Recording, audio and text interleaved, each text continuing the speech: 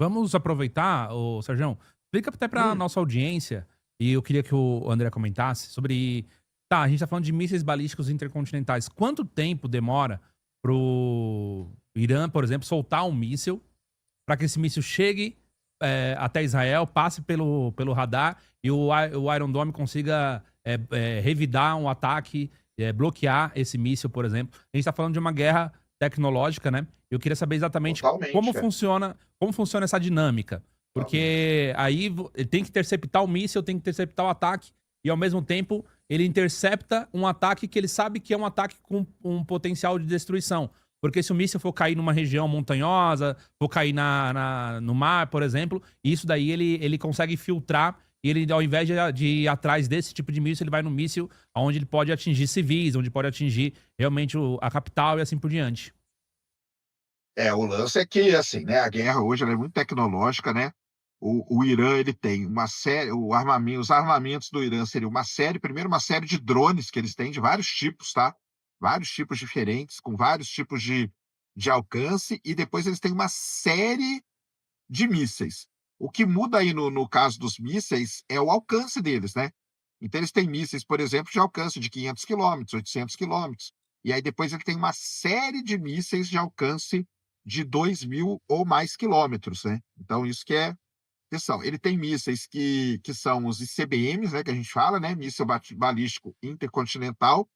E ele chega a ter mísseis, é uma série de mísseis que conseguem viajar até fora da atmosfera da Terra.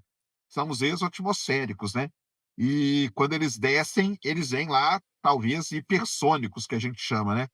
Eu acho que são esses aí que acabam furando o Iron Dome lá de Israel. Eles têm aquela tática também, igual eu falei, que eles mandam um míssil, que na verdade eles são várias, como vou dizer, como se fossem várias ogivas, né?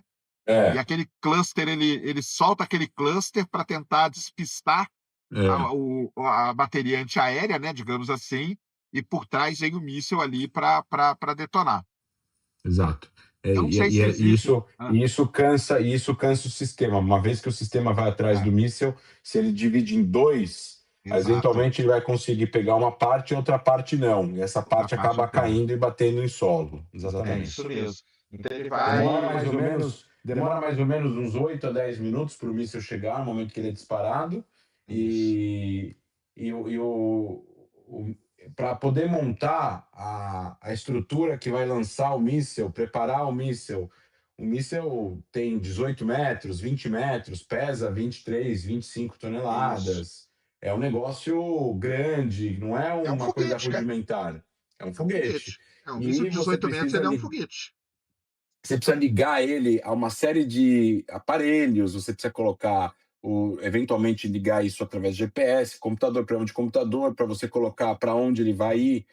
A gasolina dele, se for líquida ou sólida, precisa tomar um certo cuidado. Eu não lembro Exato. qual das duas, acho que a líquida é mais perigosa do que a sólida de explodir, de pegar fogo, então tem que fazer em um ambiente que não seja muito quente, tem que tomar muito cuidado. Então, tudo isso demora 8 a 12 horas. Um grupo mais esperto de soldados mais experientes iranianos consegue fazer isso em 8 horas, e pessoas um pouco menos experientes fazem isso em 12 horas. Então, na hora que eles disparam o míssil, para que aquele lançador seja reutilizado para lançar de novo, demora 8 horas a 12 horas. Então, não é tão rápido assim que você consegue reload, né? Você não consegue recarregar tão Isso. rápido assim.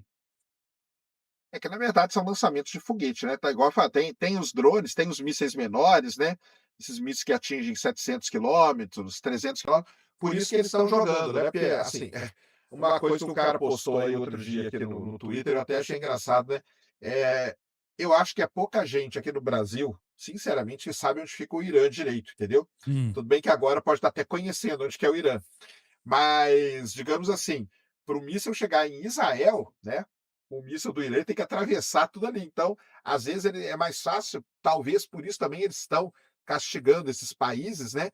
Porque Emirados Árabes, Catar e tudo isso é tipo do outro lado ali do Golfo, né? Para eles, né? Então eles não precisam gastar esses mísseis de 2.000, de 2.500 quilômetros, eles jogam mísseis ali, esses de 800, esses de talvez de 500 quilômetros, eles consigam bater ali, que aí são mísseis que são mais rápidos, né? São menores, são mais fáceis de lidar e talvez são mais rápidos de fazer esse reload e tal. Aí quando eles querem atacar mesmo lá Israel, porque para atacar Israel, para a galera entender, né, o míssil tem que sair lá do Irã e atravessar, né, atravessa um bom pedaço ali. Aí para bater lá em Israel ali, que está ali na casa do quê? De uns 900, talvez 1.000 quilômetros de distância, né, mais ou menos, né? Vai Dois dar, né? mil. 2.000 do Irã, né? É. Por isso que eles jogam esses aí grandões, esses aí de 18 metros de altura, cara. Então, assim, mas isso aí vai gastando também. Existe uma. Vai ser difícil, né? Responder, mas existe uma estimativa de quanto tempo eles têm de arsenal, assim? Por exemplo, tipo, o Irã teria É, arsenal para durar quanto? 10 dias, 15 dias de guerra? Um não mês? dá- Como que é? eles têm em torno. Depois que acabou a guerra em junho do ano passado, Israel tinha destruído uma parte do depósito do arsenal deles e eles usaram outra parte. Eles tinham em torno de 3.000 ou 4.000, acabaram a guerra com 1.000, 1.000 e pouco, e eles correram para fabricar o mais rápido que eles podiam mais mísseis para colocar no seu estoque. Era em torno, eles conseguiam, no primeiro momento, fabricar 10 a 15 mísseis por mês e chegaram a 100 mísseis por mês. Então, o estoque era estimado entre 2.200 e 2.500 mísseis balísticos total.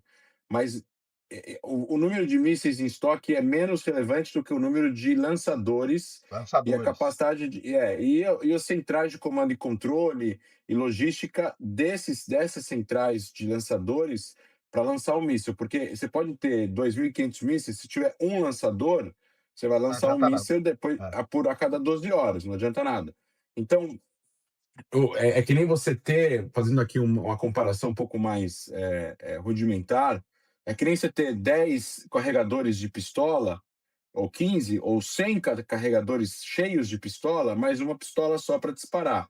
Você vai ter que disparar uma por uma, você não vai conseguir disparar várias e você não vai conseguir fazer um salvo. Então, o mais importante é isso, é o número de lançadores. Até onde eu sei, Israel disse que eles tinham em torno de 400 lançadores antes da guerra de junho do ano passado, foram destruídos mais da metade, eles ficaram com em torno de 100, tem gente que fala 80, tem gente que fala 130, eles conseguiram reformar parte dos que tinham sido destruídos, reconstruir e tudo mais, produzir, eles chegaram a 200, 200 e poucos lançadores pré a guerra atual. Agora, eu acho que eles têm bem menos que isso, porque a gente está vendo que eles não estão atirando por algum motivo.